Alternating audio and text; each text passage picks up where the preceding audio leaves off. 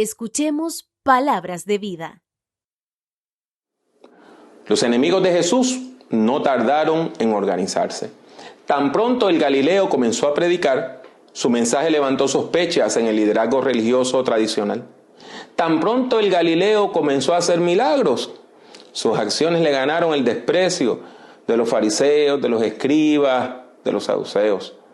Y tan pronto el Galileo comenzó a ganarse las simpatías del pueblo, su carisma lo convirtió en enemigo del orden establecido. Y por todas estas razones, los enemigos de Jesús determinaron que él era demasiado peligroso y que debía morir. Los líderes religiosos tradicionales temían que el pueblo declarara a Jesús como su Mesías, lo que seguramente sería entendido por el Imperio Romano como una declaración de independencia. Y esa hubiera sido la excusa perfecta para que el ejército romano ocupara Judea, Samaria, Galilea, devastando pueblos pequeños y aún destruyendo la ciudad de Jerusalén. Y sus temores eran bien fundados, porque precisamente eso fue lo que ocurrió unas cuantas décadas después. En el año 66 de la era cristiana, los romanos invadieron la región, destruyendo el templo de Jerusalén que había sido remodelado por Herodes el Grande.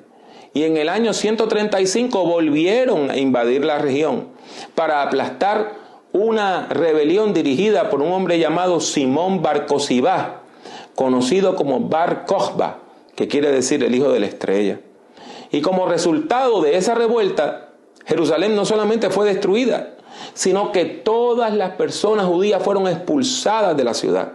Y los romanos hasta le cambiaron el nombre y dejó de llamarse Jerusalén, la ciudad santa, y comenzó a llamarse Aelia Capitolina, o sea, la capital del sol. Según el Evangelio según San Juan, el incidente que puso al relieve cuán peligroso era Jesús fue la resurrección de Lázaro.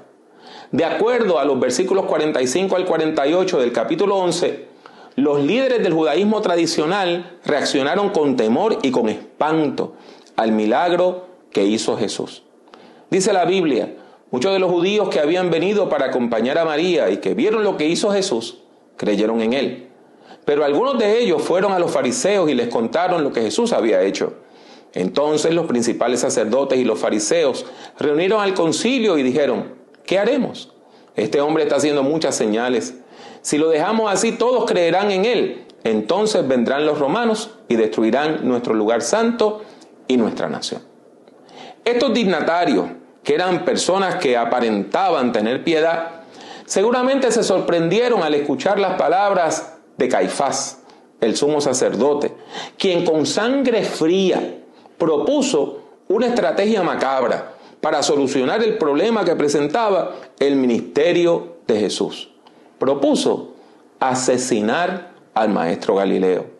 Dice la Biblia, uno de ellos, Caifás, que ese año era sumo sacerdote, les dijo, ustedes no saben nada, ni se dan cuenta que nos conviene que un hombre muera por el pueblo y no que toda la nación perezca. Sí, escucharon bien. Caifás, como se hubiera leído El Príncipe de Maquiavelo, afirma que el fin justifica los medios. Y que si el fin era apaciguar a los romanos, pues lo más sencillo era darle sangre. Lo más eficiente era que muriera uno. Para el príncipe sacerdotal, la matemática era muy simple. Es mejor que muera uno a que muera mucha gente. El cinismo de Caifás era evidente. Y déjeme decirle, cuando un líder religioso argumenta a favor de hacer un complot para asesinar a alguien, la falsedad de sus convicciones religiosas es evidente. Sin embargo, Juan no recalca ese punto, sino que lo ve de otra manera. Para Juan el evangelista, el sacerdote impío profetizó la muerte de Jesús. Eso es lo que nos dicen los versículos 51 al 53 del capítulo 11. Pero esto no lo dijo por cuenta propia, sino que, como aquel año era el sumo sacerdote, profetizó que Jesús moriría por la nación. Y no solamente por la nación, sino también para congregar en un solo pueblo a los hijos de Dios que estaban dispersos. Así que desde aquel día acordaron matarlo. Ahora bien, dos razones les impedían matar a Jesús. Primero, era que Los judíos en aquel momento no podían sentenciar a nadie a la pena de muerte. Judea era un país ocupado militarmente y solamente el ejército invasor, el ejército extranjero, podía ejecutar a alguien. Por lo tanto, la condición colonial de Judea obligaba a los líderes judíos a llevar a Jesús ante el gobernador militar enviado por Tiberio César, quien era la única persona con autoridad suficiente para condenar a un convicto a la pena capital. En segundo lugar, Jesús no había cometido crimen alguno que justificara que lo llevaran a la cruz. Esa era la forma como los romanos asesinaban a las personas que no eran ciudadanas del imperio. Y aunque Jesús había nacido y se había criado en la misma región donde habían vivido sus padres, sus abuelos, sus bisabuelos, etc., no era ciudadano. Porque él era judío, no era ciudadano de Roma. Por lo tanto, condenar a Jesús a la muerte era condenarlo a morir de una cruz. Para los fariseos, Jesús era culpable de violar la ley de Moisés, pero eso no era un crimen que los romanos tomaran en cuenta para matar a nadie, para ejecutar a nadie. Era un asunto religioso que los romanos iban a decir, eso son cosas de la religión de ustedes allá. No era un crimen que debía ser juzgado por el gobernador romano. En fin, la verdad no se ajustaba al plan de los religiosos. Jesús no había cometido un crimen capital. Aunque podía ser acusado de muchas cosas, Jesús no había cometido ofensa alguna que justificara su ejecución. Pero para la gente que no ama la verdad, mentir es fácil. La respuesta es muy sencilla. Si la verdad no está de su lado, si la historia no está de nuestro lado, ¿por qué no creamos otra historia? Aunque sea falsa. Ellos tenían que crear la historia oficial. De acuerdo a la historia oficial, la historia que ellos presentaron ante las autoridades, Jesús no era un predicador itinerante. No. Era un sedicioso. Era un guerrillero violento que buscaba derrocar al gobierno romano, que estaba tratando de levantar al pueblo en una revuelta popular en contra de Roma. De acuerdo a la historia oficial, Jesús se había declarado rey de los judíos, o sea, había renunciado a la autoridad del emperador y había declarado la independencia de Judea. De acuerdo a la historia oficial, Jesús pronto iba a invadir la ciudad de Jerusalén para destruir el templo. Y sobre la base de estas mentiras, los enemigos de Jesús construyeron una historia oficial para juzgar a Jesús de acuerdo a la ley de los romanos y para llevarlo ante el gobernador militar. Y sobre la base de esa falsa historia oficial, lograron que condenaran a Jesús a muerte. Los enemigos de Jesús, utilizando una falsa historia oficial, lograron que el gobernador militar Poncio Tiberio Pilato accediera a asesinar a Jesús. La Biblia dice: llevaron a Jesús de la casa de Caifás al pretorio. Era de mañana y ellos no entraron en el pretorio para no contaminarse y así poder comer la Pascua. Entonces Pilato salió a preguntarles: ¿de qué acusan a este hombre? Ellos le dijeron: si este no fuera un malhechor, no te lo habríamos entregado. Pero Pilato les dijo: llévenselo ustedes y júzguenlo de acuerdo con su ley. Y los judíos le dijeron: a nosotros no se nos permite dar muerte a nadie. Esto para que se cumpliera la palabra que Jesús había dicho y en la que daba a entender de qué muerte iba a morir.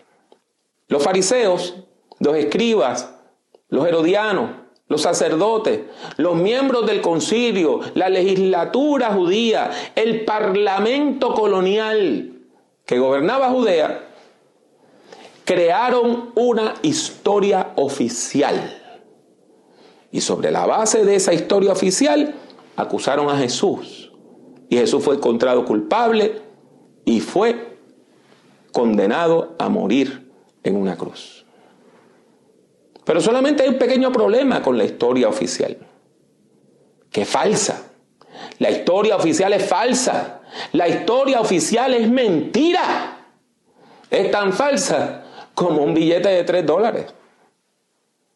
Tanto Caifás como Pilatos trataron de dominar a Jesús con la historia oficial. Pero Jesús no claudicó. Jesús no cedió ni un centímetro. ¿Por qué? Porque él sabía quién era.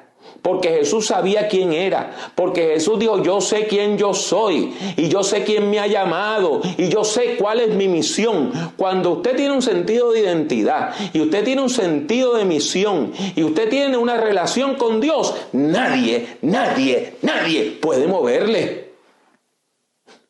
Jesús vivía con sentido de propósito, sabiendo que Dios le había encomendado una misión que cumplir, una tarea que cumplir: salvar al mundo trayendo vida abundante.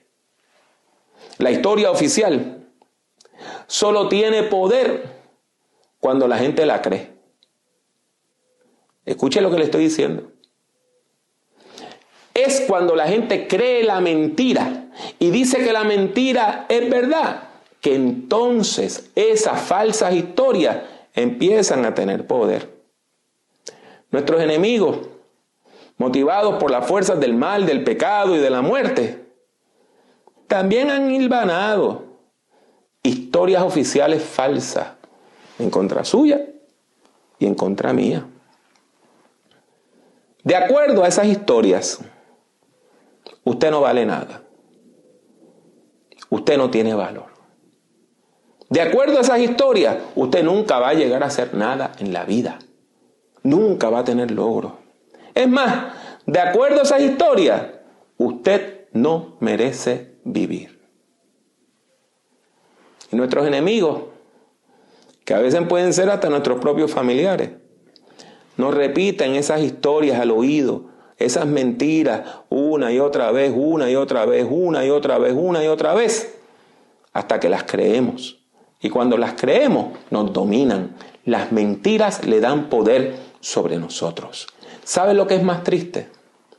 Lo más triste es cuando una persona empieza a creer la historia falsa, la historia oficial que la gente dice en contra de ellos.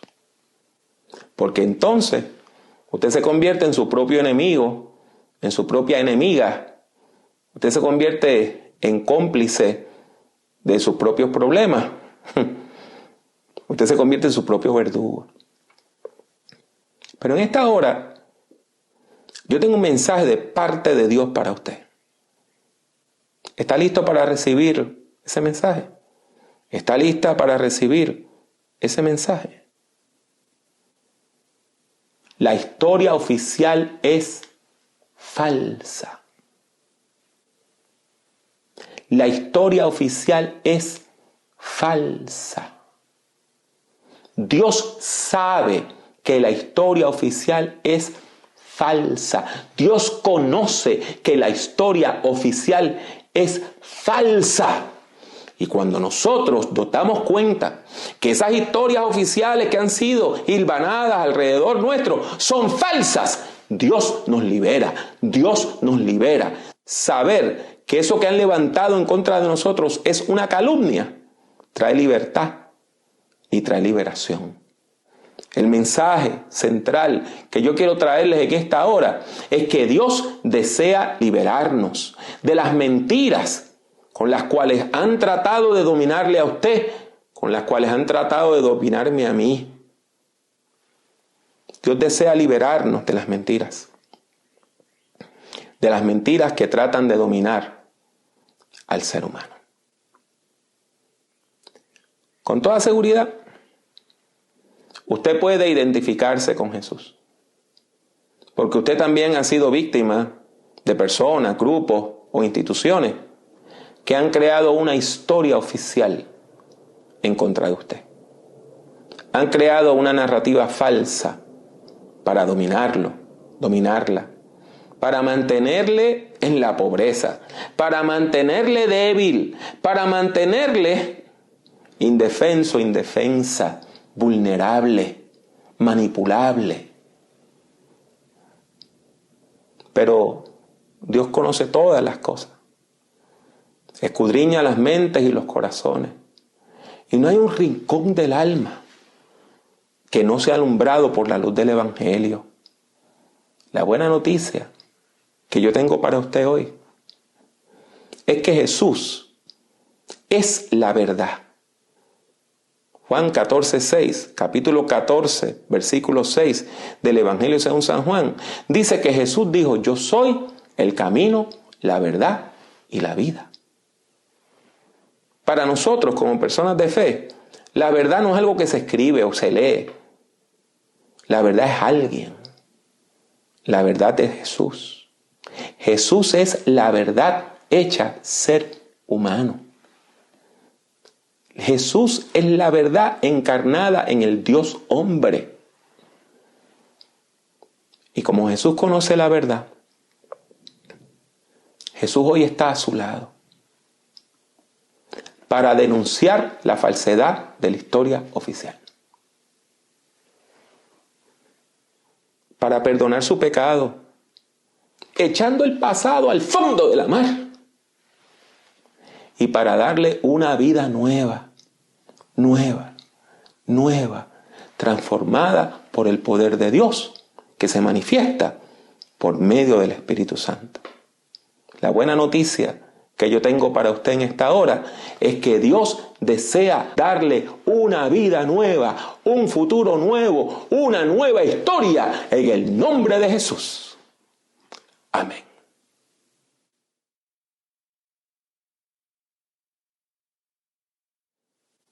Viernes Santo, viernes de la Semana Mayor.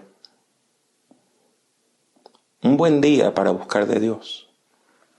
Un buen día para acercarnos al Dios de la vida. Un buen día para decir: Señor, aquí estoy. Vamos a confesar fe en Cristo Jesús en esta hora. Haga esta oración conmigo. Si usted la ha hecho alguna vez antes, repítala con amor. Pero si es la primera vez, hágalo con fe. Oremos. Buen Dios y Padre Celestial,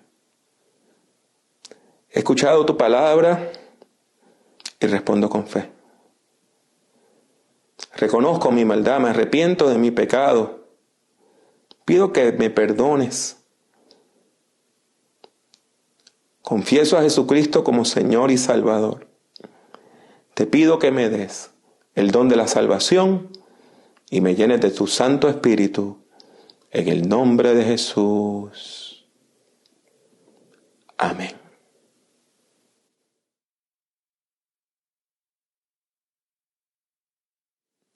Si usted hizo esta oración con nosotros, le rogamos que se ponga en contacto.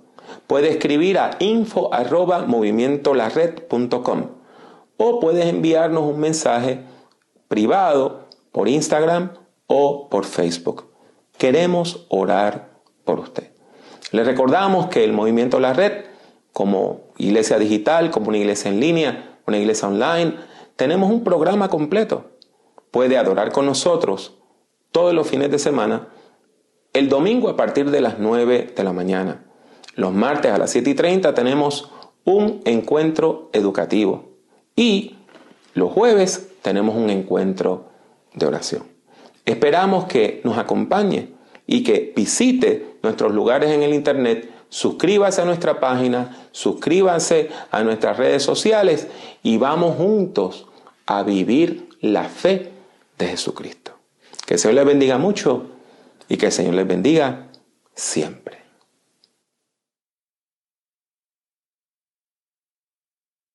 El mensaje de la cruz es ciertamente una locura para los que se pierden, pero para los que se salvan, es decir, para nosotros, es poder de Dios. Únase al Movimiento La Red visitando nuestra página web www.movimientolared.com. Busque el Movimiento La Red en Facebook y suscríbase a nuestra página oprimiendo el botón de like, me gusta. El Movimiento La Red es una comunidad de fe que se reúne a través de las redes sociales. La participación es libre y voluntaria. Está abierta tanto para ser su principal comunidad de fe como para enriquecer su vida espiritual. La Red es un movimiento cristiano que no está afiliado a denominación alguna.